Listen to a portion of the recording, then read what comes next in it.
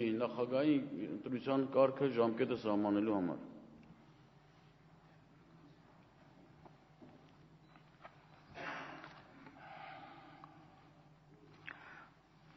Մեծարգո նախագահող, ազգային ժողովի հարգարժան պատգամավորներ, նախ ասեմ, ես որպես Հայաստանի Հանրապետության գլխավոր դատախազ այսքան տարիների ընթացքում պայքարելով հանցագործության դեմ, պաշտպանելով մարդու իրավունքները եւ քաղաքացու շահերը, անշուշտ դրանով իրականացրել եմ գործողություններ, որոնք այլ անձած շահերից չեն բխել։ Ուստի բնական է, որ հարգարժան պատգամավորների, որոշ պատգամավորների ելույթները հենց այս համատեքստում են։ Դրանց ես չեմ ցանկանում առնչվել, դրանց չեմ ուզում անդրադառնալ, որպեսզի չշեղվեմ հիմնական թեմայից։ Նշեմ նաև, որ պարոն Օսկանյանը ցավոք սրտի բացակայում է եւ երեք շատ հուզիչ ելույթ ունեցավ, որը բնականաբար հիմնականում քաղաքական եւ բարոյական շրջանակներում էր։ Ես նկատեցի նաև, որ այդ հուզիչ ելույթից զգալի թվով պատգամավորներ նաև հուզվեցին, բայց նորից եմ կրկնում, պարոն Օսկանյանը ակնհայտորեն հեռացավ իրավական հարցերից, որը արտացոլված է գլխավոր դատախազի միջնորդագրում։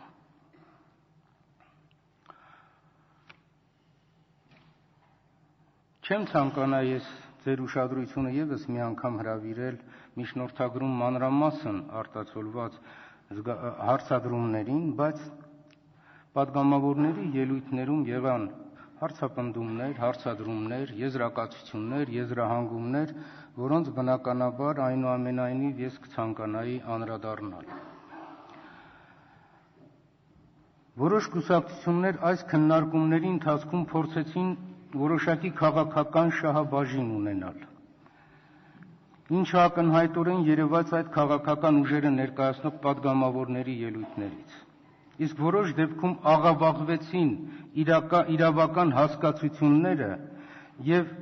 ներկայացված փաստերը։ Միջնորդագրի ներկայացումը քաղաքական որևէ երանգ չի պարունակում, այն պարզ պատճառով, որ ինչպես արդեն նշեցի, սույն միջնորդագրով Օսկանյանին կալանավորելու մասին համաձայնության հարց չի դրվում։ Ինչպես նշեցի, նա չի ձերբակալվում, չի կալանավորվում, իր պատգամավորական մանդատից չի զրկվում, չի խոչընդոտվում նրա քաղաքական, հասարակական գործունեությունը, ազատ տեղաշարժվելու իրավունքը, եւ նա շարունակելու է զբաղվել պատգամավորական գործունեությամբ։ Նշվեց պատգամավորի կողմից, որ այդ դեպքում ինչ խափանման միջոց պիտի ընտրի նախաքննության մարմինը։ Հարգարժան պատգամավոր, դուք պետք է իրավաբան եք եւ պետք է իմանաք, որ օրենքը չի պարտադրում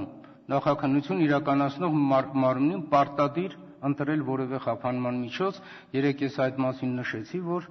գիտեմ արդեն մտադրությունները նախաքննության մարմնի, որ պատրաստ են նույնիսկ որևէ խափանման միջոց չընտրելու, նաև ստորագրություն չհեռանալու մասին։ Այնպես որ եւս մի անգամ կրկնում եմ, որ պատգամավորը չի զրկվելու ազատ տեղաշարժվելու իր իրավունքից։ Ավելին ասեմ, գործը դեռ գտնվում է նախաքննության փուլում, որի ընթացքում ստուգվելու են մի շարք հարցադրումներ, մի շարք հանգամանքներ։ Միջնորդագիրի նպատակը գործով օբյեկտիվ, լրիվ եւ բազմակողմանի քննության կատարման ապահովումն է, ինչը պայմանավորված է, ես արդեն այդ մասին բացատրեցի Օսկանյանի դատավարական կարգավիճակով նաեւ։ Պատգամավորների կողմից հարցադրումներ արվեցին, որ գործով չկա բողոք, չկա տուժող, ում շահերն է արդյոք պաշտպանում նախաքննության մարմինը։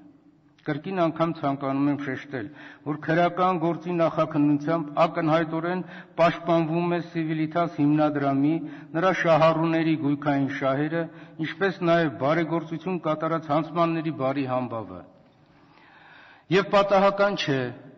որ շաբաթ օր ընդամենը Օսկանյանի հաշվեհամարին մնացած $870,000 ամբողջությամբ վերադարձվեց Civitas հիմնադրամին։ Փաստորեն նախաքննության փուլում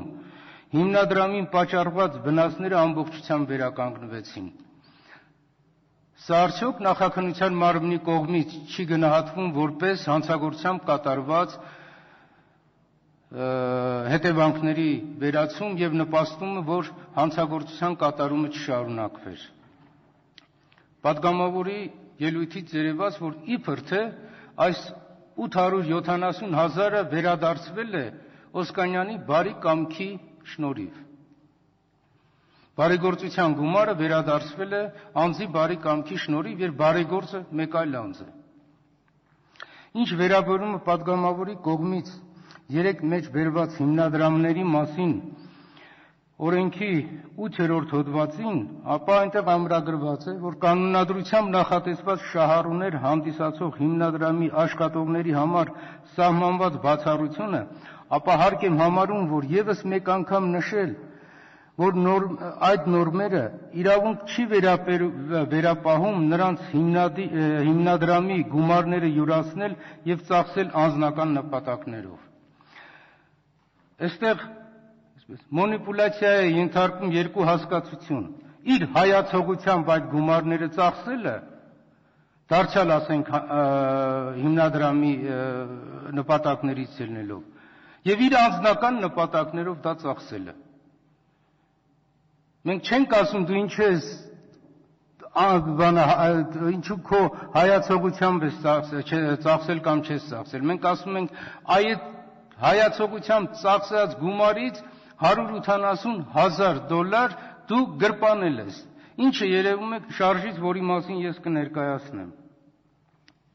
Ավելին, Արդարադատության նախարարության գրությամբ պարզվել է, որ առաջնային նշանակություն ունի գույքի իրավաբանական անձի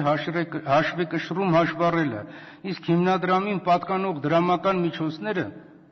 պետք է պահպանվեն հենց հիմնադրամի բանկային հաշվին եւ ոչ թե դրա հոգեբարձուների խորհրդի ղեկավարի կամ այլ անձանց անձնական բանկային հաշիվներում։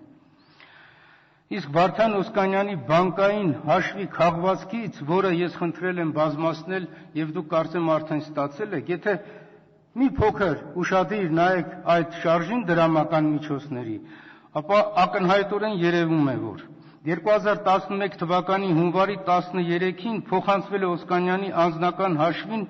$1,427,000։ Սա այն գումարն է, որ հանցմանների ընտանիքը որպես բարեգործություն փոխանցել է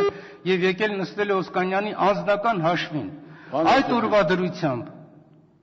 այս հաշվեհամարի վրա Պարոն Հովսեփյան, քանի որ ընդմիջման ժամ է արդեն, մենք իրավունք ունենք շարունակենք պատգամավորներին ուզում տեղեկացնել պարոն գլխավոր դատախազի ավարտից հետո պետք է լսենք հաշվի հանձնաժողովի նախագահի սահմանած կարգը, որպեսզի ներկայացնի